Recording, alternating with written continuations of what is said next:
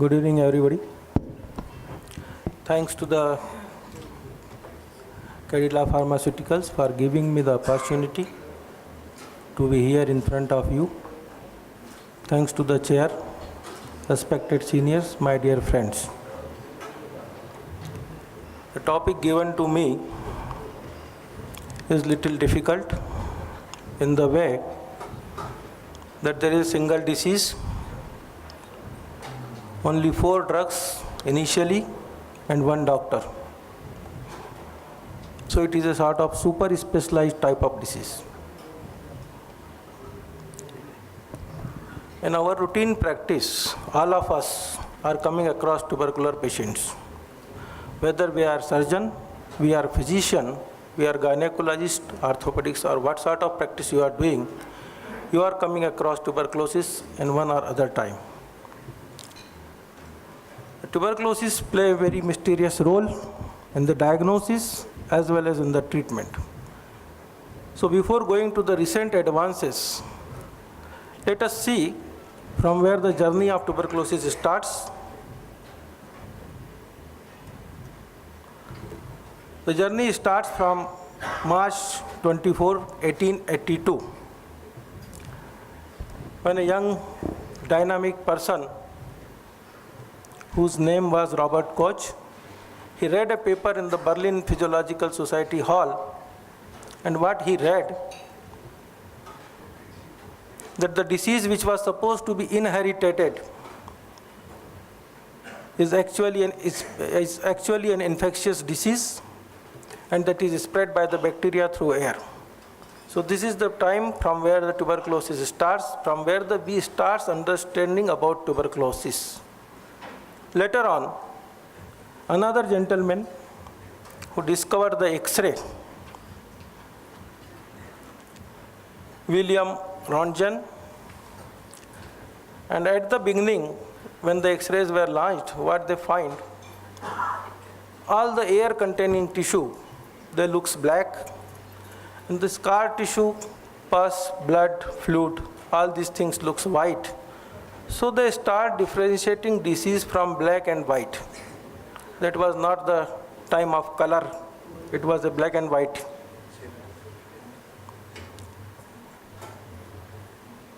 Then another idea comes in the treatment part, when one of the soldier was stabbed with a sword, and patient developed pneumothorax. And these pneumothorax help in healing the lesions which were situated in the lung. Somewhere from 1943, we are getting drugs, one by one, streptomycin, INH, PAS.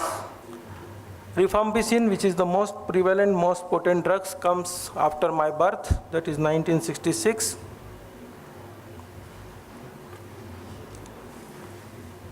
And then we have got another area where a very keen observation was made by one of our scientists, that a lot of number of patients who are taking drugs, who are drug abuse, and they are developing disease at unusual site. Some were developing in the bones and the rectum. Wherever they are pricking, they are getting the disease, particularly tuberculosis. And this was the time the new thing come, which was labeled as acquired immunodeficiency. Then coming to the transmission, we all know, nothing new in this. All these statistics, we all know just right now.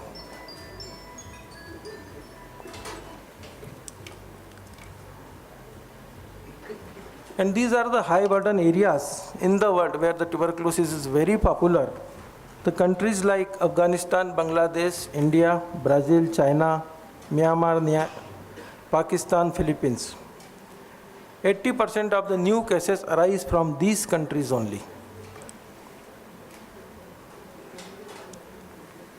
Then comes in the history, non-responsiveness to the treatment, resistance to the treatment. Patient developed resistance to Isonex or rifampicin or both of the drugs, and they were labeled as multi-drug resistant tuberculosis. A step ahead,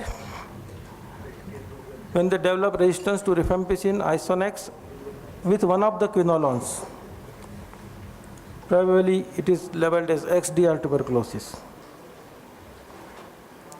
Causes for multi-drug resistance: improper history, improper doses, improper duration,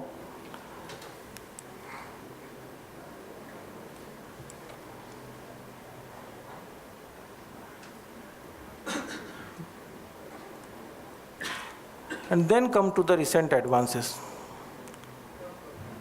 If you don't understand this whole history of tuberculosis, probably we cannot understand what we need in the recent advances. Recent advances in terms of drugs, recent advances in terms of diagnosis, recent advances in terms of prevention of the disease. In terms of the drugs, we have got newer anti-TB drugs which are working on drug-resistant population as well as drug-sensitive population. In terms of diagnostics, we have got a lot of newer tests and prevention with the vaccines. Coming to the treatment part, rather before treatment, this is the way to the elimination of tuberculosis. Stop transmission. First and foremost is, if we can stop the transmission of the disease, probably we can control the disease. Then we can neutralize the latent infections and treatment of active tuberculosis with the drugs. The drugs which are available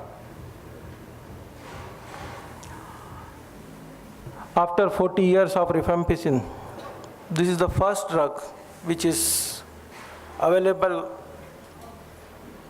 in the market, not in our Indian scenario, bedaquiline and delamanid.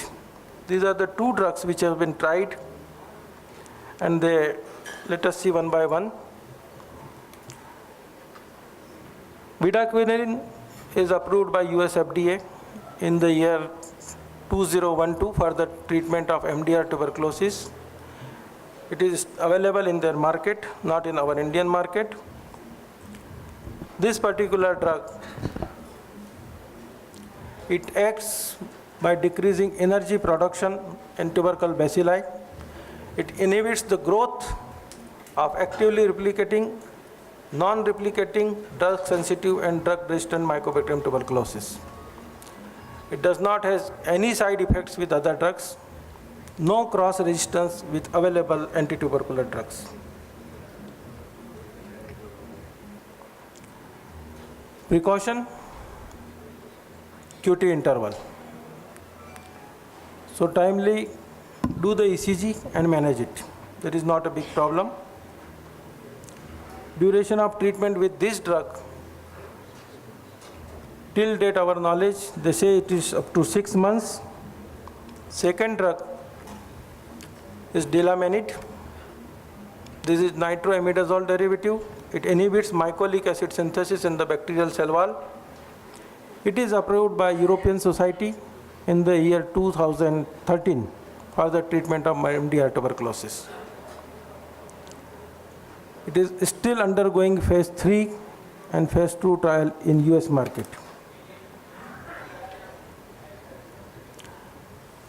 Then the drugs which are in the pipeline, sutijolid, SQ109 and PA824. They are in the horizon. See one by one what is sutijolid. It is a linezolid analog, currently undergoing phase 2 trial. It acts by inhibiting protein synthesis in the bacilli. It has got better spectrum as compared to linezolid in vitro as well as in mouse models. And it has got improved safety profile compared to linezolid. Mechanism of action, early bactericidal activity, and very important, it has potential to shorten the treatment in tuberculosis, which is very, very important.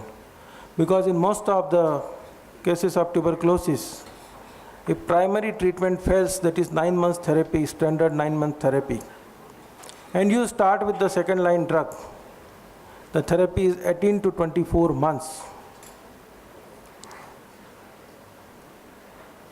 Very rarely the patient will complete 24 months treatment. In spite of our repeated hammering, repeated convincing, repeated counseling, most of the patients they default because there is a long duration of the treatment. So if we have got a molecule which can shorten the treatment duration, probably the coverage to the disease is better. It does not interact with cytochrome 450 enzymes, not likely to interact with most of the antiretrovirals, and therefore it can be a good option for HIV patients. If any drug which interferes with antiretrovirals, again there is a problem, but fortunately with this drug we are lucky. Second drug, SQ109, still in the pipeline. This is ethambutol analog, ethylene diamine derivative. It is active against drug susceptible as well as resistant variety of Mycobacterium tuberculosis. It has got early bactericidal action and synergism with INH and rifampicin. And it has low bacterial mutation rate, therefore better results will be available with these drugs. Third one is P824. This is again a nitroimidazole derivative, again acting against both resistant as well as susceptible population, potent sterilizing action and bactericidal action. Still undergoing trial, phase 2B and phase 3.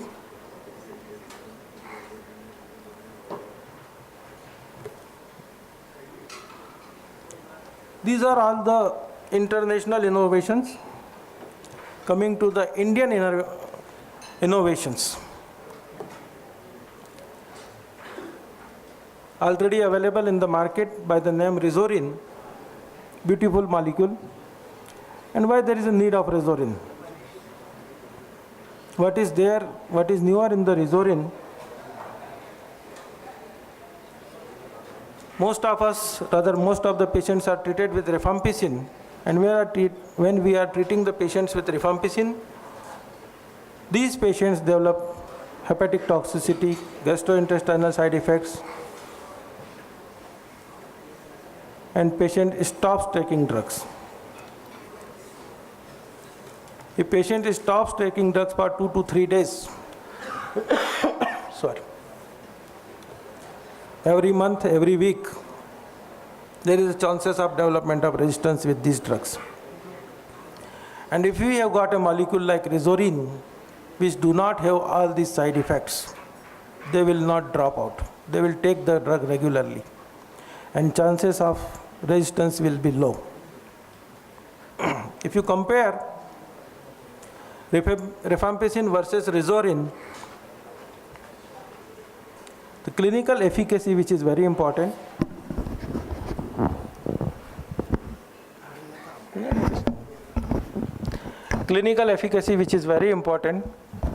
is at par with rifampicin as well as Rezorin. If you see the GI tolerance, poor with the rifampicin, but improved with the Rezorin. Risk of hepatitis less with the Rezorin and is high with the rifampicin.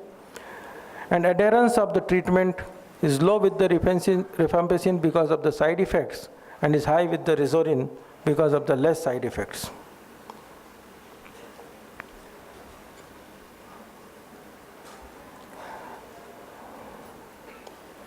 The place of Rezorin in the anti-tuberculosis drugs.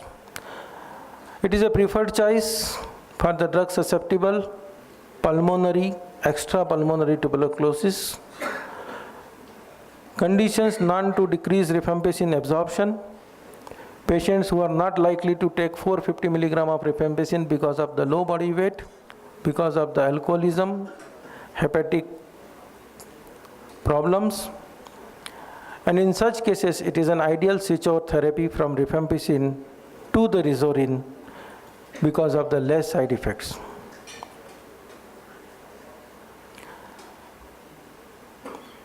Then there is a search, there is an innovation for the duration.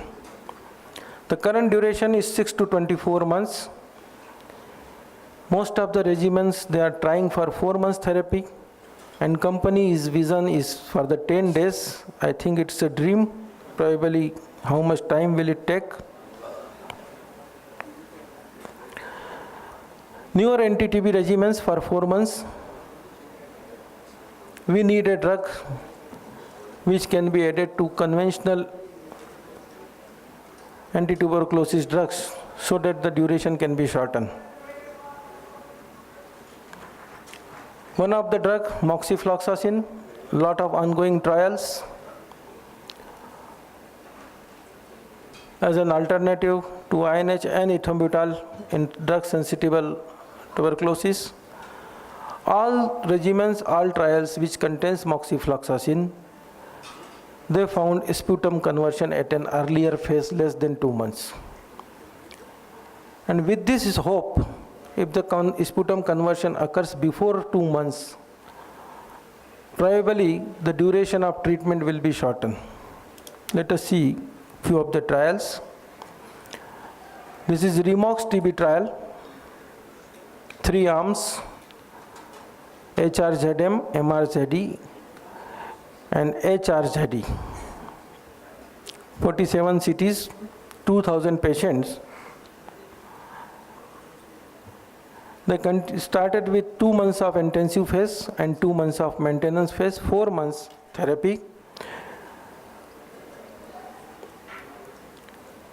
And in all these trials, TBTC, TBTC 27, TBTC 28, and JHU trial, they found earlier sputum conversion because of addition of moxifloxacin. And that is the only hope. They are taking granted that probably tuberculosis can be treated with 4 months treatment. Though it is not documented fully, but still work is going on. This is another trial where moxifloxacin was used. Objective was to shorten the duration of treatment. Then the combination with newer anti-tubercular drugs. Bedaquiline, moxifloxacin, pyrazinamide, and PA824. Another one, moxifloxacin, PZA, and PA824.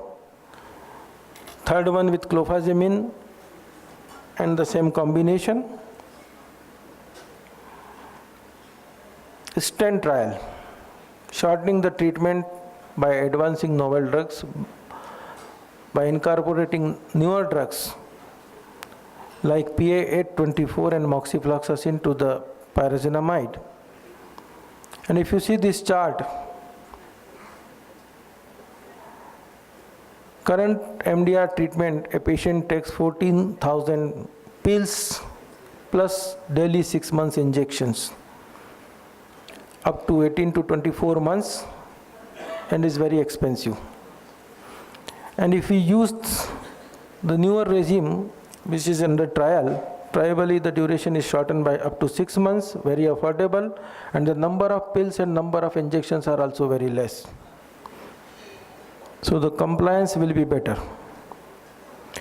Another trial, which is next trial, phase 3, they have compared 24 months conventional regimes with the 6 months investigational regime with levo, linezolid, PZA, ethionamide, high doses of INH and bedaquiline.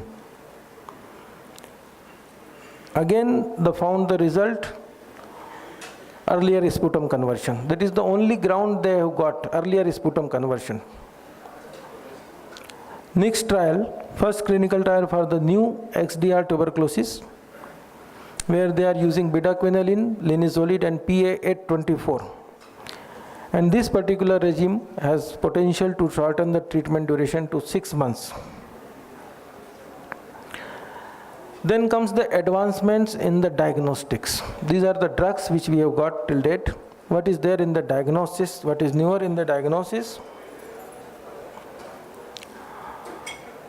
WHO studies, liquid culture medium, BACTEC method, MGIT technique.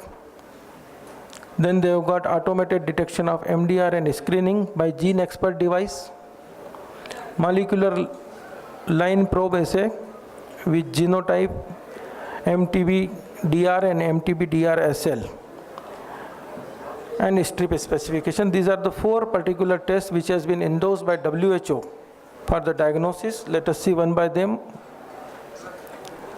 GeneXpert assay, first major breakthrough in the tuberculosis diagnosis after the sputum smear microscopy. It is a nucleic acid amplification NOT test, provides simultaneous diagnosis of tuberculosis as well as sensitive to one of the drugs, INH as well as rifampicin. Is available in most of the countries, in most of the towns in India. It has got sensitivity for extrapulmonary tuberculosis up to the range of 81%. Therefore, wherever it is available, probably diagnosis is easy. The results are available with the GeneXpert in 2 hours only, and with the sensitivity of 97 and a specificity of 99%. Then these 2 new tests, MTB-DR plus and MTB-DR-SL, they are also in the market and endorsed by WHO. The benefit with MDR plus, this is 3rd technique, rapid results within 5 hours and early institution of the treatment. That is very important. Then we have got interferon gamma, quantiferon TB gold and TB spot test. The main advantage, it is not affected by BCG vaccination, and it does not differentiate between active tuberculosis and latent tuberculosis infection. Then a lot of serological tests were available in Indian market. About 1.5 million tests performed every year, and the cost is about 825 million per year. All of them are confusing. They are not recommended by any of the international agencies for the diagnosis of tuberculosis. So don't go for any serological tests like IgG, IgM or IgA for tuberculosis. The last line, they do more harm rather than doing the good if you go for a serological test, and they have been withdrawn from the market by WHO. The recent advances which are in the pipeline for the diagnosis is breath analyzing screening test for the tuberculosis, and the LEM test, that is detection of Mycobacterium tuberculosis in the urine, is in the pipeline. Then there is advancement in the tuberculosis vaccine, either BCG booster doses or BCG replacement vaccines. They are in trial. So the take-home message, despite of all advances, TB still remains a major challenge. Rapid diagnostic test of tuberculosis is possible with the GeneXpert. Newer drugs have potential to improve the outcomes in MDR-TB, and for the treatment of drug-resistant and drug-sensitive tuberculosis, minimum 6 months treatment remains gold standard. Thank you.